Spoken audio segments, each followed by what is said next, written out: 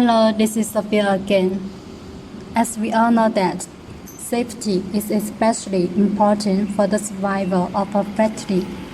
In order to implement the requirements of the fire protection law and enhance the fire safety awareness of all our staff, according to our company's situation, this morning, the fire department and all the directors organized all of us to participate in this fire drill.